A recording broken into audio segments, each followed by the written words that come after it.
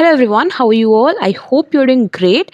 So my dear aspirants, SBI clerk का आपका notification आया है अभी एंड आई डोंट नो आप लोग में से कितने लोगों ने ये चीज़ नोटिस की होगी, लेकिन बहुत इंपॉर्टेंट, बहुत मेजर एक चेंज देखने को मिल रहा है जिसको आप बिल्कुल ध्यान में रखते हुए ही फॉर्म फिल करिएगा। फॉर्म फिल करने से पहले एक बार बहुत आराम से बैठकर सारे एस्पेक्ट्स को एक बार अच्छे से सोच लीजिएगा, उसके बाद ही आप उस स्टेट से फॉर्म फिल करिएगा। सो ये चेंज है क्या, इसके बारे में डिस्कस करते हैं।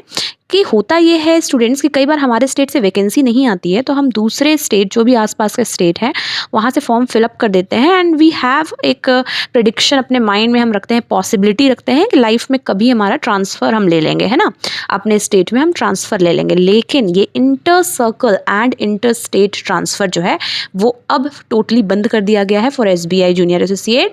एंड आपको वेल इन एडवांस डिसाइड करना पड़ेगा कि आप कौन से स्टेट से ये फॉर्म फिल करना चाहते हैं, बिकॉज आप लाइफ लॉन्ग आप वहीं के ही एम्प्लॉय रहेंगे। इसलिए गलती मत करिएगा, बिल्कुल सोच समझ के फॉर्म फिल करिएगा। एंड एक दूसरी चीज़ भी सामने निकल कर आती है, लोग ये देख लेते हैं कि हाँ इस जगह की कट ऑफ कम जाती है या फिर इस जगह की वैकेंसीज़ ज़्यादा आई हैं तो वहाँ से फॉर्म फिल कर देते हैं, बट लैंग्वेज इशू को ध्यान में नहीं रखते हैं। आपको पता होना चाहिए कि यहाँ पर LPT भी होता है। अगर आपने वहाँ की ऑफिशियल लैंग्वेज जो स्टेट लैंग्वेज है, जिस भी स्टेट से आप फिल कर रहे हैं वहाँ की ऑफिशियल लैंग्वेज जो PDF है ना ऑफिशियल वाला, उसमें दी गई है, तो उसमें आप जाकर चेक कर सकते हैं। अगर आपने उस लैंग्वेज को अपने हाई स्कूल में नहीं पढ़ा हुआ है तो आपको अलग से एक LPT लैंग्वेज प्रोफिशिएंसी टेस्ट देना होगा, जिसमें after your selection in mains आपका डॉक्यूमेंट वेरिफिकेशन के टाइम पर आपकी उस लैंग्वेज में प्रोफिशिएंसी को एक टेस्ट के थ्रू टेस्ट किया जाता है। ठीक है, तो बिल्कुल ऐसा मत करिएगा कि जो लैंग्वेज आपको बिल्कुल नहीं आता आपने उस स्टेट से फिल कर दिया। तो ये दोनों चीज़ें ध्यान में रखते हुए ही फॉर्म फिल करिएगा। Also there is this issue which is bothering many candidates which is eligibility issues, that means age limit. Candidate must have been born not earlier than 2 August 1994। ये जो लाइन है वो आपके नोटिफिकेशन से ही मैंने ली हुई है। The candidate must not be above 28 years age on 1 August 22।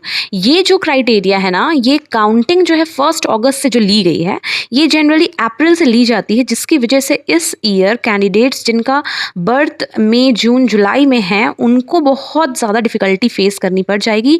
I can easily understand this problem because मेरा भी जो बर्थ मंथ है वो जुलाई है।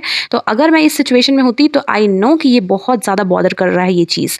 तो जिन भी कैंडिडेट्स को इससे इफ़ेक्ट पड़ रहा है वो आपके पास यही ऑप्शन है कि आप एक बार साइट पर जाके ऑफिशियल साइट पर जाके कंप्लेंट रजिस्टर कर सकते हैं। एक साथ जब कंप्लेंट रजिस्टर करेंगे तो हो सकता है कि इसका कोई सॉल्यूशन निकल जाए, लेकिन फिर भी आपको मन में ये लेकर चलना है कि अगर सॉल्यूशन नहीं निकलता है तो ये चीज़ जो है वो सिर्फ क्लरिकल में फॉलो होती है। जो PO के लिए क्राइटेरिया है वो 30 ईयर्स का होता है, तो आप फिर छोड़ दीजिए। और भी बहुत सारे एग्जामिनेशन के ऑप्शंस हैं, हमको हर चीज़ का पॉजिटिव एस्पेक्ट सोचना है। एक क्राइटेरिया एक एग्ज़ाम की वजह से ये नहीं है कि हमको बिल्कुल ही डीमोटिवेटेड हो जाना है। ठीक है, तो ये दो चीज़ें जो हैं वो न्यू समझ में आ रही हैं। इससे सिर्फ एक पर्सन अफेक्टेड नहीं हो रहा है, इससे बहुत सारे लोग अफेक्टेड हो रहे हैं। आप सभी कंप्लेन रजिस्टर करके देखिए, उसके बाद देखिए कि उसका क्या रिजल्ट मिलता है। I hope you got it. That was all. Tomorrow will come with the whole plan of SBI clerk. Next video में हम SBI क्लर्क को क्लियर करने की पूरी स्ट्रैटेजी डिस्कस कर लेंगे। So stay tuned. Till then stay happy, stay blessed, keep learning and thank you so much for watching.